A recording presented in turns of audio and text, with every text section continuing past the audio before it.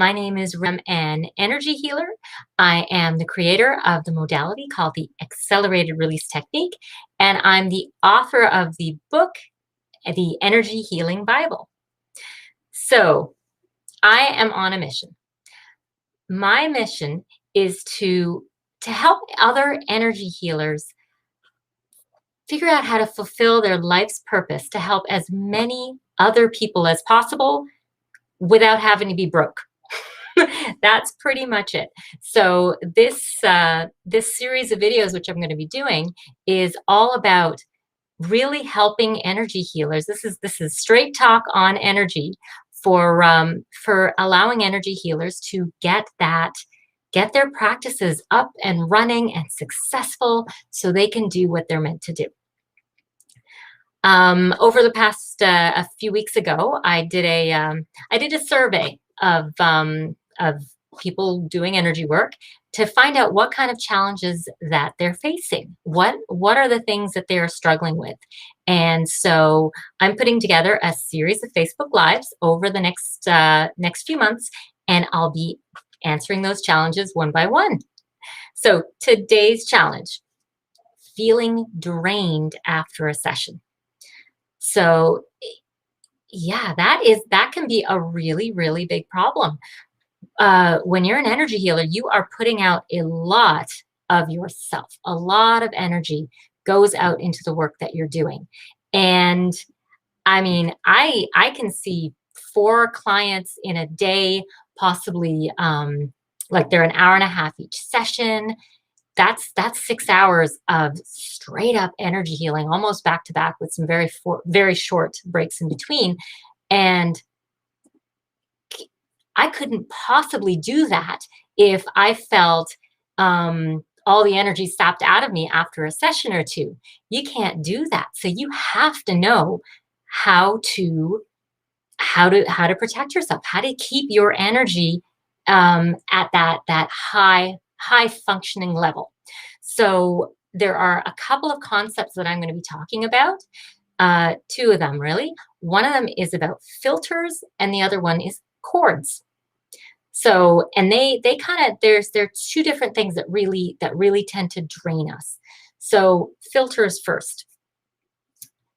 When you are putting out all this energy, you're like a beacon of white light. You are attracting anything around you, not just the person whom you're working with, but other spirits, souls, entities, you name it. You can call it whatever you like, that are also searching for healing.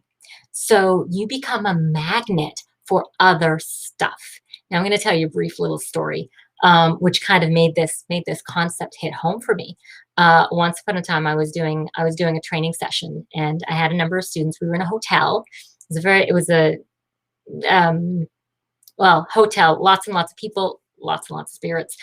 Not that I actually have any, like, I'm actually, I don't see that kind of stuff, but one of my students is very in tune with other spiritual energies and things like that. And she recognized that our little room, all of us working together, we were putting out so much stuff that we were attracting spirits from around the room. We literally had to grid off the room to keep them from coming inside. It was it was a weird thing. I had to trust her that that's what was going on, but I know she's pretty in tune. So I believe that was going on, and I know that, again, that's one of those things that happens to energy healers, that they pick up stuff. So the very first thing you need to do is make sure you've got a filter around yourself. The really cool thing about energy work is it's all visual. You just have to imagine it. So a filter, a bubble of light, whatever it is. And I say filter for a reason, not a shield, because a shield stops energy both ways, right? A shield is not both ways, but we want to allow in the good. We don't want to close ourselves off, but we want to put in something that only allows in what's good and not anything we don't want. So the very first thing you want to do is make sure you've got a filter around you. I'm actually I work with belief systems and the law of attraction, and what you believe is what you manifest. So personally, I know into like deepest core that I'm always, always, always protected. So I know if I close my eyes right now, I can see my filter is permanently up. But not everybody's like that. So if you don't believe you are always, always protected, then before you start any session, you need to make sure that you are putting up a filter and that you're protected and that nothing is, that you're not allowing anything to come into that sanctified space of you and your client. So that's the one thing. The second thing that you need to keep in mind is cords. So what's a cord? A cord is basically an energy attachment between you and another person. Now, anyone that you have, anyone you think about, you are immediately creating a cord between you and this other person. Now, depending on how well you know that person, that cord can be like as thin as a spider web or thick as a tree trunk. So the extent of your relationships with this other person will influence how tight or strong this cord is. But you are going to, as you're working with that individual, whoever it is, there will be a cord that is going to develop. So now the question is that cord going to drain you or is it going to support you? So at the end of the session, if you are feeling at all drained, and maybe even without having to assess how you feel, you want to spend just a few seconds at the end of the session basically detaching the cord, like mentally detaching the cord or putting out a request to the universe to detach it and return anything that's not yours. It's basically return to sender. You don't need to take on anybody else's stuff.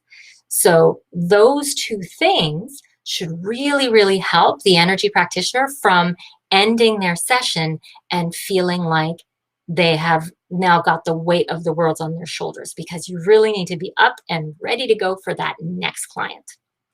So that was what I really wanted to share with you today. I hope you found that valuable. If you want more interesting stuff about the world of energy healing, then maybe you want to visit my website, www.acceleratedreleasetechnique.org. You can pick up a copy of my book, like I said, The Energy Healing Bible, or maybe you want to consider I do training on the accelerated release technique. And the reason I'm mentioning this is because it is actually a really powerful tool. And I'm going to be honest with you, the results from ART they speak for themselves.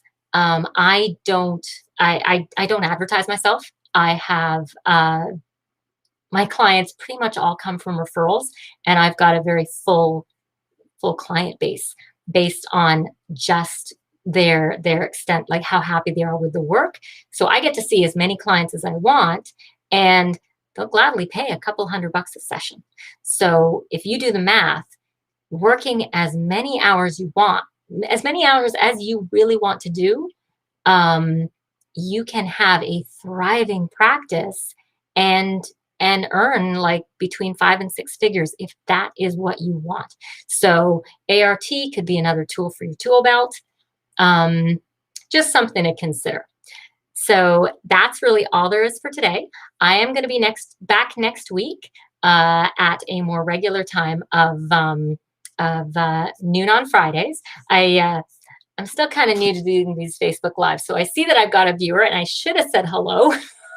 So, hey there. I wasn't actually expecting to see anybody today because I just started this. This is the first time I'm doing this series.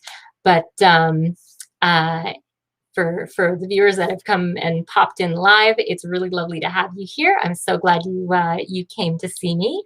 And I am, like I said, I will be back next Friday and at 1 p.m. And we're going to talk about something else to help out the energy healer so you can live the life you want and deserve.